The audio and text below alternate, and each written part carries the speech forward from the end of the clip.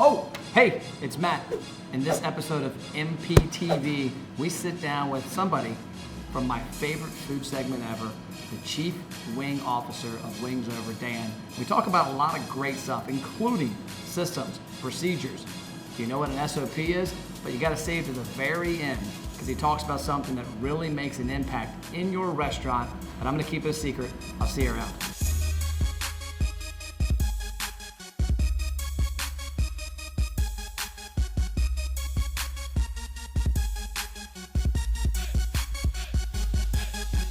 Hey, what's up? It's Matt Plapp, and we are here with MPTV, and I'm here with my guest, Dan Leyva of Wings Over. Dan, welcome. Thank you so much. So we met at the Finance Restaurant Convention in Las Vegas a while back, and you have a great story. And before we get to that, one of the reasons I'm doing these interviews is talking to restaurant operators, restaurant owners, about what they're doing in their brands to succeed, to make profit, MP, because profit's a good word, but also just to succeed within staff, food cost, operations. But I want to hear real quick, because I think you've got a pretty cool story that blew me away about how you got into the restaurant business. Absolutely. So I started working in restaurants when I was 13. First job was at KFC working, probably shouldn't have been working, but that was my first job. Worked throughout high school, and then I ended up going to Cornell to the hotel school. And while I was there, I worked throughout college as well. And my favorite restaurant in college was a place called Wings Over Ithaca. And their tenders were amazing, wings were good, but their tenders really drew me in. And so ended up moving to New York, worked in real estate, worked in hospitality, and I always wanted to open one in New York City. The founders of the company at the time said, no thank you. And so the restaurant in Ithaca ended up closing. The guy didn't pay his taxes for a few years, and so that'll do you. And so we ended up buying the rights to that restaurant. We ended up moving it to a better location, and we just thought it was a better location. We didn't really go in doing a whole bunch of analysis, but we figured, hey, this is where most of their clientele is coming from. Let's go there. And so how old were you then?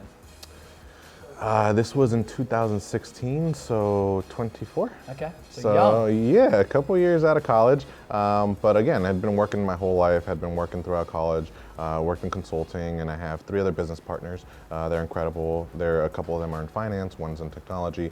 And so we had a great team going into this, and so we were very prepared. But when we were in the process of opening that new restaurant in Ithaca, thankfully, again, my background was in real estate and hospitality. So I knew how to build the restaurant, and I designed it and did all of that, but it felt really weird to me. I was like, I thought there should be color for the walls, there should be, this is how you build it, this is how big the restaurant should be, but there wasn't. And I asked, what about uniforms? No uniforms. What about a training program? No training program. What about an app? No app. And so as a franchisee, it just didn't make a lot of sense to me. And I was very passionate about the brand.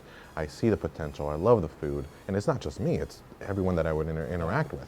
And so in that process, we knew that we wanted this to be a bigger brand, but we couldn't do that as a franchisee, especially not with the infrastructure that was built. So that restaurant ended up opening up in March of 2017. In October of 2017, we ended up acquiring the company. And we went to the founders and explained to them why, and to them it made a lot of sense. And so we ended up acquiring the company in October. That's what, 6 months later? 6 months later. So take over, open a new location, 6 months later, it's all your groups. That's right. And it was absolutely crazy. And we didn't really know what we were getting when we were taking over. But to be honest, we got very little. There wasn't a lot of systems. There weren't a lot of processes. And the infrastructure wasn't there. And so the fact that this group had grown to 30 plus restaurants was a minor miracle. And for us, we sat down, I went around and I visited every single restaurant that first month. And I really asked not just our guests and our employees, but I asked our partners, what does Wings Over mean to you? What has worked for the last 20 years? And what's no longer working?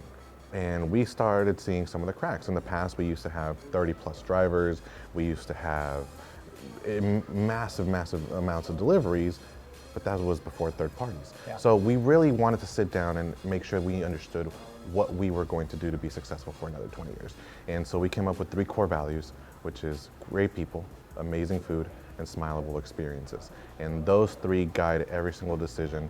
That's guided our entire rebrand, and now we sit here 2.5 years later, getting ready to renovate a few more restaurants and growing in the Midwest, growing in the Northeast, and it's been an amazing ride. You've got the great food down. I had the food before we talked. I'm going to have some after at the restaurant, and it's unbelievable. Great flavoring. You said something there that kind of gets my attention, because systems and procedures. Ironically, the last 4 years, I took my agency from me and one person to 20 plus. And the thing, I'm not a systems and procedures guy. I had to become one. And one thing I've seen a lot of is, it blows me away. I deal a lot with restaurants, hundreds of restaurants, lots of franchises.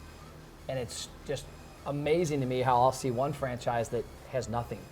It's like, hey, you get our name and you get our sign, but whatever you want to do.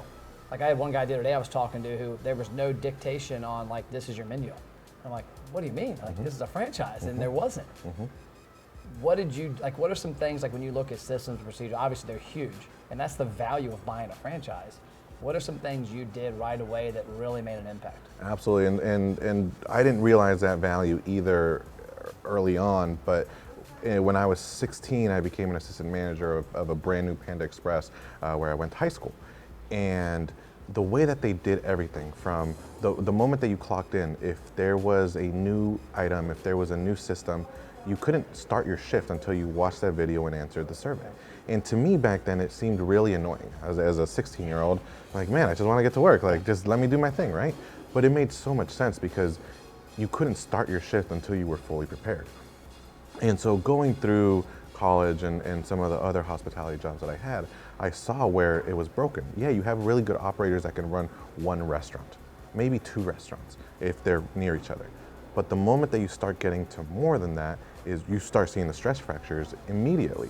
And so something that's driven me from day one is that if I'm gonna make my efforts, and I'm going to spend just as much time creating a handbook or creating an SOP, I want that SOP to be good for 200 restaurants, not just 2 restaurants, right? And so from day one, we sat down and same thing that you're talking about. We had 25 sauces in some restaurants, we had 30, we had 19. Some locations did it by piece, some did it by weight. And so we just had to get our menu down solid, and our food has always been incredible. That's why I fell in love with the food. But the reason why you go to a McDonald's or you go to a Shake Shack or you go to anywhere is because you're expecting to get the same experience everywhere, right? You're expecting the experience of food, of quality. Exactly, and so we use the term user-proof. It really shouldn't matter who is behind the counter, who's in the kitchen, how long they've been back there. If the system is that solid, the outcome should be the same every single time, right? And so we do some simple exercises sometimes of, how do you make a peanut butter and jelly sandwich, right? And how literal do you have to be?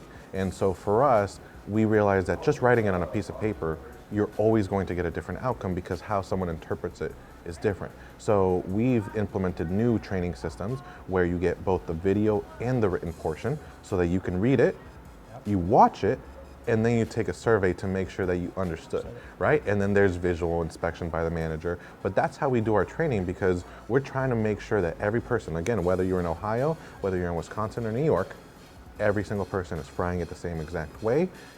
The presentation's the same exact way. If we say the lettuce goes on the bottom, then the fried chicken sandwich, then the bun, that's the way it has to be everywhere. Because again, part of what you want out of a brand is the same experience every single time. Consistency. And a great experience. Yeah, great experience. Because you can be consistently bad. I remember about, I guess it was 4 years ago, the first time I heard the term SOP, and I acted like I knew what it meant. and then the guy's like, you know what I'm talking about, Dan? He goes, standard operating procedure. So if you're watching, you're me. Yes, I was there 4 years ago. Sorry. Standard operating procedure. I was amazed what happened when I did that in my business, because he told me it was almost like it was meant to be. And thank God it didn't happen this way, but he's like, I have #1 employee named Ashley. He goes, what would you do if Ashley quit tomorrow? And I'm like, I don't know. He's like, do you have it written down, her exact job, how she does it, videos, everything? I'm like, no. And he's like, do it. No lie, while I'm on the call, I have a text from Ashley. Can you call me later? I need to talk to you. And I'm like, oh my gosh, she's quitting. And so I call her, she wasn't quitting. But at that day, we started doing it. So everybody in our company, we use Asana, and we have Asana in there. Everything we do has a PDF and has a video, because the exact same thing. That way, when we hire people, like we use people overseas for some stuff, and we have people all over the United States, 10 employees only work in my building, that when we bring them on board, we can say, hey, here's what it looks like, start, middle, finish, here's a video on it, and here's a PDF, and same thing, here's a quiz. Go through this, take this quiz, know how to do it, and make it perfect. But what hits home there, you'll appreciate this, was a friend of mine, there was a brand called the Great Steak Potato Company. It's still around, a lot of airports. They used to be out of Cincinnati. Okay. And Robert was the franchise operations coordinator. And I never understood the difference of this, but this is back when I was probably in my early 20s. And he was telling me a story about consistency. And he's talking about the bread. He's like, our bread has to be identical. If a guy's in the New York one or Cincinnati or LA and he wants his great steak between flights, he knows what it tastes like. And he's like, the biggest thing just happened yesterday, Matt, you would never believe. He said, out of nowhere, I get a guy leave a survey on our website that he went there and was going to get his fry, his cheesesteak sandwich, and his Mountain Dew, and that location had Coke. And he's like, no, we have a corporate policy to deal with Pepsi. And sure enough, that franchise decided just to put Coke in.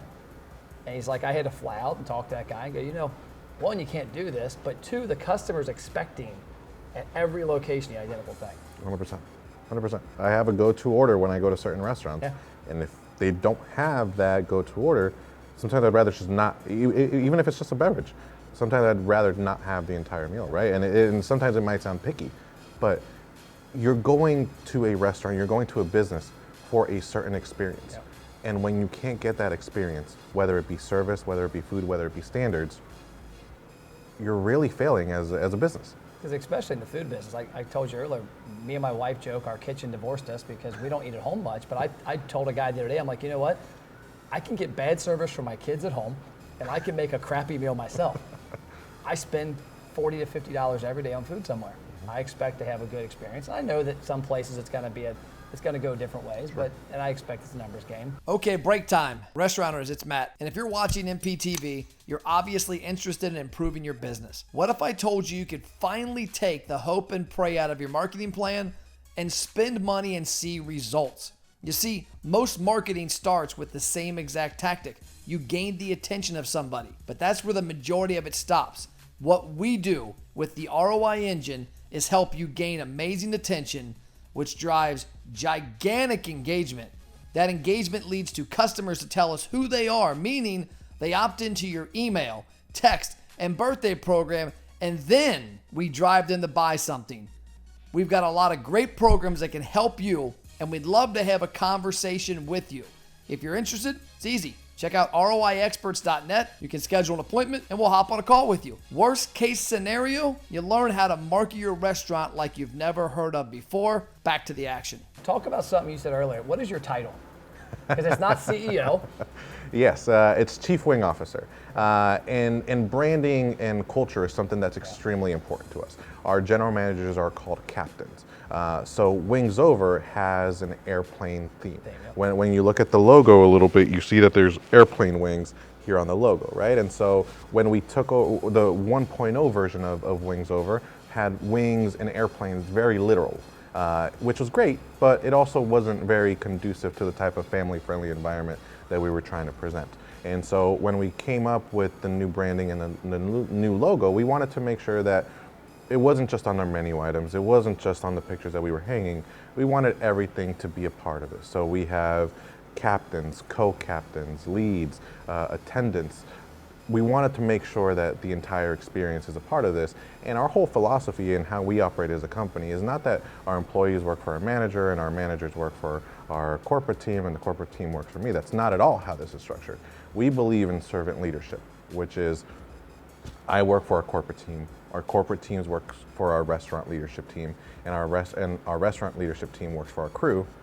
Our crew works for our guests, and we call them guests. We don't have customers. Okay. And that to me is extremely, extremely important. And the reason why we don't have customers and we have guests is because someone's walking into our house, and that's what we call it. In our office, our community area, we call it our living room, right? When you think about your friends or growing up or friends today, you're inviting them into your home. When you invite someone into your home, you really care about someone, right? You're not inviting normal strangers into your home. And so we want everyone that walks in that door we say welcome to Wings, and it's not just to have a branding thing or anything, is we really welcome you. We say things like my pleasure. We don't say things like no problem, because we're here to serve you.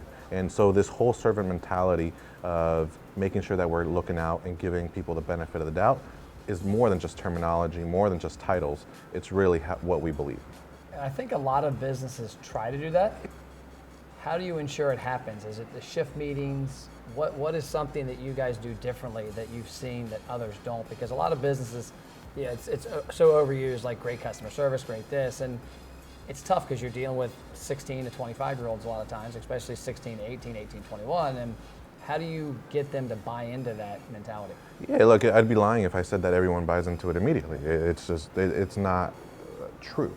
But in order for you to get people that believe in your brand and that are actually going to be assets of your company, you got to make sure that they do believe in what it is that you're doing. And so if someone can't believe that we need to be grateful for every person that walks in that door, because that's how we keep the lights on, that's how you're paying your student loans, that's how you're doing whatever, then this is not a place to just come get a paycheck. I understand that that might be what you're doing, but there's a lot of other restaurants where you can just go get a paycheck.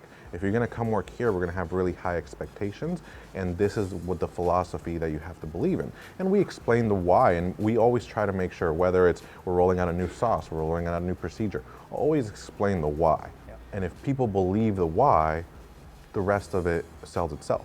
Same thing with our franchise partners. Yeah, our contract states that we can force you to put this piece of equipment or make this change or do whatever.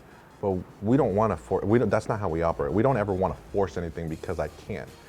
If we're getting to that point, that means I'm failing as a leader, and I haven't done a good enough job selling the why. The why should always sell whatever it is, whether it be believing in a guest, whether it be believing in service, or installing a $10,000 piece of equipment. And that is tough. I won't mention the brand, but a client we work with, if you know it, it'll be easy to identify it, but they have a toasted burrito, which if you haven't had before, it's unbelievable. Okay. And they did it at a handful of stores. And I had it, and I was like, oh my gosh, this is a game changer for burritos, because like I like burritos. Mm-hmm. I mean, everybody's had them at Chipotle and the Qdobas and the Hotheads and places like that, but they put in this, I just said it, Hothead. They put in this toasted burrito. And they had the same thing. They had to explain, I remember the CEO telling me, we had to show the difference to the operator. Because at the end of the day, it's the customer having a better experience to get them to come back here versus somewhere else more often. They had a lot of choices. And it was the same thing. It was a piece of equipment that made the food that was already existing a lot better. Mm-hmm. But it's the same thing, the why. Mm-hmm. Restaurant owners, did you know Matt has free online marketing courses that teach you how to successfully market your restaurant? Email support@mattplapp.com to get access to the courses and a free social media content calendar. So my last part here, I'll ask you, if you're talking to a restaurant operator and you're saying one thing that you can do that's simple, that's impactful, that needs to be done, what would you advise them that they could make a quick change in their business to make more profit, to make more of an impact? Yeah, I don't know if this is going to be a quick change, but it's probably the simplest and the cheapest thing that you can do, which is listen to your guests.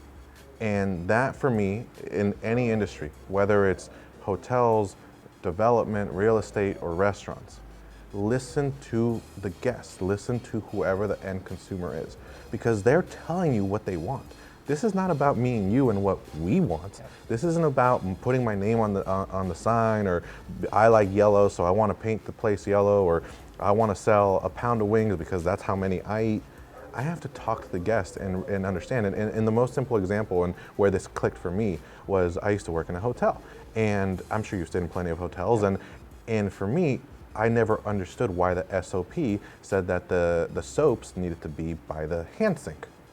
Why do you need your bath gel? Why do you need your conditioner and shampoo when you always need them in the shower? And when you get in the shower, you look around.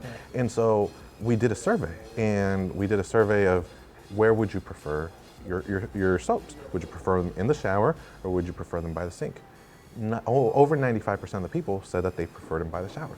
So then why in the world are we putting them by the hand sink, right? It just happened to me a couple weeks ago. I got in the shower and I was like, oh, it's over there. And it's something so simple that it might not boost your TripAdvisor or Yelp or any of that. It might not even bring in more revenue. But those are the small things that separate you from everyone else. And just listen. You put yourself in their shoes, but also actually listen to the people that are in those shoes. And that will tell you so many insights into your business, whether it's, hey, I want it faster, I want it cheaper, I want it bigger, I want it different. Listen, and that should guide how it is that you direct your business. And it's the cheapest way, it doesn't cost you anything. Yeah, and they'll tell you. They'll tell you. And if you ask people, I actually, ironically enough, last night driving back from a client's event, I was talking to David, the photographer who's behind the camera. Yeah. And I was like, I've been working with this client for 2 years. And we've been working on something big the last 4 months, and it wasn't getting across the finish line. And the reason it wasn't was I hadn't listened to the client, was that it was there and it clicked. This past week we had a meeting and it came in my brain and said, okay, change this is gonna work with their model. And I listened, and he hadn't even really told me that, but then we sat down and like it all clicked and the conversations are great and things are moving forward. But it came down to that. And a lot of times I think that we as business owners sometimes think that we know the answer. We think that this is our favorite wing sauce, this is our favorite drink, this is how we like it. I had that literally happen 2 weeks ago.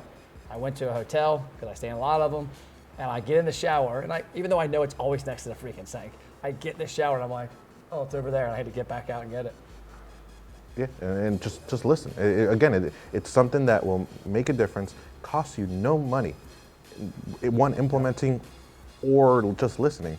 And then listen to that line level crew. They're the ones doing the work 99% of the time, right? Listen to their ideas. If they say, hey, I need this piece of equipment because it'll make my job easier, guess what? If it makes their job easier, that means that you're gonna have a better output as well. So listening and doing more listening than talking is always a great asset to have. Well, cool. So finally, tell us about how they can find out about Wings Over, how they can find out more about your company. Absolutely. So Wings Over, we currently have 40 restaurants. We're located in 15 different states throughout the Northeast, the Midwest, and a little bit down south.